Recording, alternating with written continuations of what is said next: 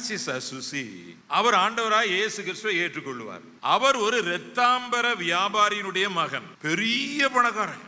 அந்த காலத்துல கப்பல் வச்சு ஓட்டினவர், பாய்மர கப்பல்லாம் வச்சு ஓட்டினவர். அவருடைய வியாபாரம் பல நாடுகள்லாம் இருந்துச்சு. இந்த பிரான்சிஸ் அசிசி அந்த சொத்துக்களுக்கு, தகப்பனுடைய எல்லா காரியங்களுக்கும் அவர் தான் வாரிசா இருந்தார். இந்த அசிசி என்பவர் ஆண்டவராகிய இயேசு கிறிஸ்துவை ஏற்றுக்கொண்டார். இந்த எல்லா செல்வங்களை பார்க்கிலும், எல்லா கனத்தையும் மகிமையும் பார்க்கிலும், இயேசுவானவரை ஏற்றுக்கொண்ட உடனே தான் வாழ்க்கைய முழுவதுமா ஆண்டவருக்கு ஒப்பு கொடுத்துட்டார். அவருடைய வாழ்க்கையில தொழில் மேல விருப்பம் இல்லை, எப்பவும் வேதம், எப்பவும் ஜெபம், எப்பவும் ஆண்டவருடைய காரியங்களிலேயே அவர் ஈடுபட்டு கொண்டு இருந்ததுனால தகப்பனாருக்கு கொஞ்சம் வருத்தம் உண்டாயிடுச்சு. அவர் சொன்னாரு, எல்லா ஆஸ்திக்கும் நீந்தாப்பா வாரிசு, இவ்வளவு திரளான ஆஸ்தியை நான் சேர்த்து வச்சிருக்கிறேன், நீ இருந்து இருந்து இந்த வேதமும் கையுமா ஜெபம் பண்ணிக்கிட்டே இருக்கிறிய, இது எனக்கு பிடிக்கல.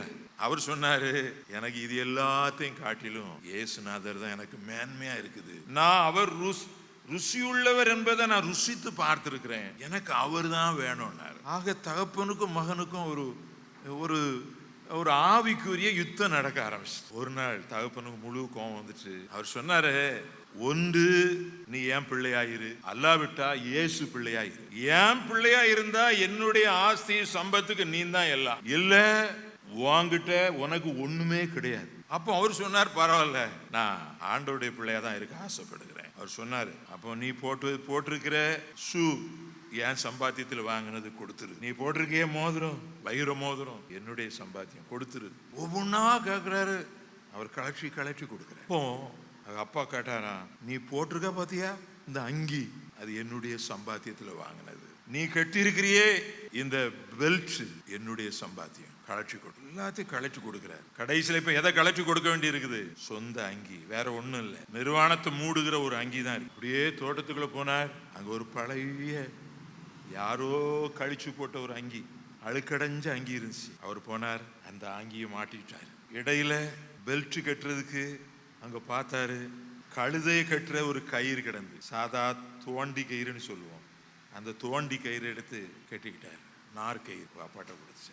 செல்வமாய் வாழ்ந்தவர் இயேசு கிறிஸ்துவை ஏற்றுக்கொண்டதுனால இவ்வளவு கஷ்டங்களையும் தாங்கி கொண்டு தாம் வைத்திருந்த வேத புத்தகத்தோடு நடந்து போகிறார். ஆண்டவருடைய ஊழியத்தை செய்து கொண்டு வீதியில படுத்து கிடக்கிறார். ஏதாவது யாராவது ஒரு பழைய ஆகாரம் கொடுத்தா அதை சாப்பிட்டுக்கிட்டு ஜபமும் வேதமும் ஊழியமா போயிட்டே இருக்கு. சில நாள் ஆகாரம் கிடைக்கும், சில நாள் கிடைக்காது. அவர் நினைச்சுக்குவாராம், நீங்களே இந்த பாடு சிலுவையில பட்டீங்களே, நான் ஏமாத்திரம் ஒருபோது முறுமுறுக்கல.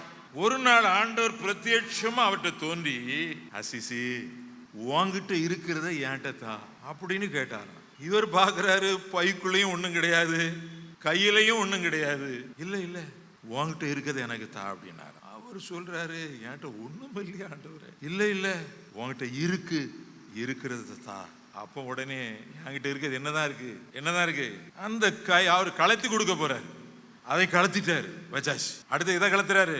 அந்த அங்கியை கலத்தும் போது அவர் உள்ளத்துல இருந்து அன்புங்கிறது அப்படியே ஒரு அழகான ஒரு ஆப்பிள் பழமோ, இல்லாவிட்டால் அதை விட விலையேறப்பட்ட ஒரு பழம் போல புறப்பட்டு அப்படியே இயேசுநாதர் பக்கம் போச்சான். அடுத்தாப்ப அவர் உள்ளத்திலிருந்து தாழ்மை அங்கிற சுபாவம் ஒரு பந்து போல புறப்பட்டு அவர்கிட்ட போச்சான். அவர்கிட்ட இருக்கிற பரிசுத்தம்ங்கிறது ஒரு பந்து போல புறப்பட்டு அவர்கிட்ட போச்சான். அவர்கிட்ட இருக்கிற திவ்ய சுபாவங்கள் எல்லாம் அசிசிட்ட இருந்து ஒரு பழம் போல, ஒரு பந்து போல, ஒரு பரிசு போல புறப்பட்டு போச்சு. எனக்கு அருமையான தேவ பிள்ளைகளே, கிறிஸ்தவ வாழ்க்கை என்பது ஒரு கனியுள்ள ஒரு வாழ்க்கை.